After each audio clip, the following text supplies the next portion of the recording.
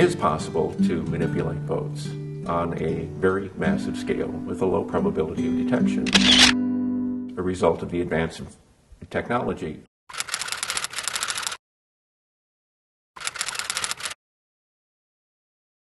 The technology that we use to decide who will be our next leader, it ought to be the most critically important technology that exists in this country. And it's junk. I pushed my vote for John Kerry. Immediately, the vote jumps up and lights up the name of George Bush. Well, I screamed. When is a glitch not a glitch? When are these malfunctions not malfunctions at all? I changed something like 1.6 million votes just to show that it could be done. There's really no limit to the number of votes you can change. So one person putting in bad code in a central tabulation machine could affect thousands and thousands or tens of thousands of votes. Right. When the manipulation happened, you couldn't see it even if you saw the source code. If there's any code in the machines by design that would change votes from one candidate to another, that code could erase itself.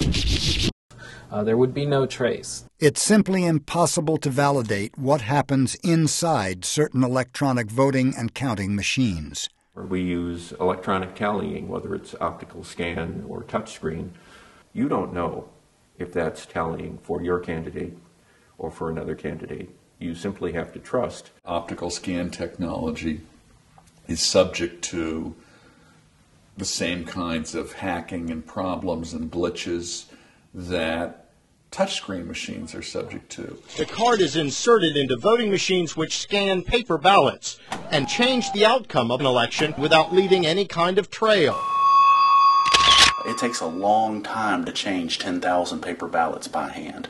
It takes 3 seconds to change 10,000 paper ballots on a computer.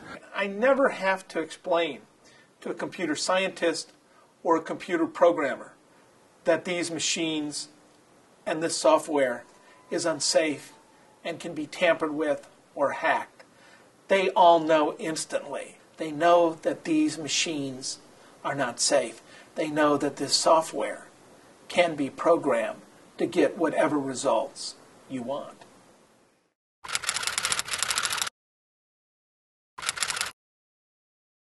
It only takes one problem to completely take control of the system for someone to change all of the votes. That's why the scientists are so alarmed. This is a technical problem we do not yet know how to solve. In 2004, the members of the world's oldest and largest computer society, the ACM, were polled, and they were asked if it was a good idea to conduct elections electronically, and 95% said no. If 95% of engineers said a bridge would fall down if you drove on it, would you drive across that bridge? There are computer scientists all over this country saying we need paper and pencil again.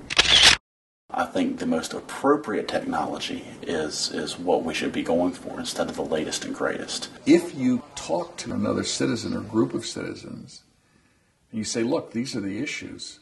This is what's going on. Here's what these machines do, and here's what those machines do, and how do you want your elections conducted?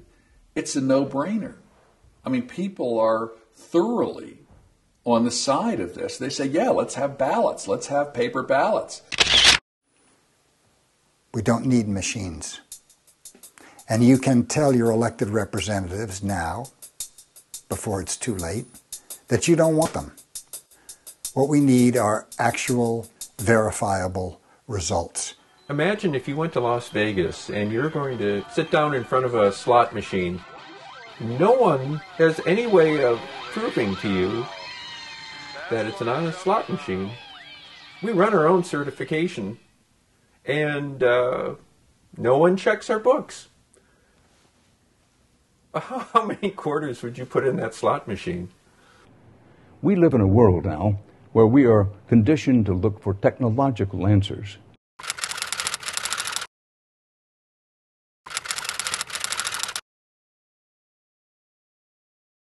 But when those who understand the technology best say we should be wary, perhaps it's time to give these voting systems a hard second look. This is an issue that shouldn't be partisan. This is a people's issue. This is not Republican or Democrat. Everybody at least says they want fair elections.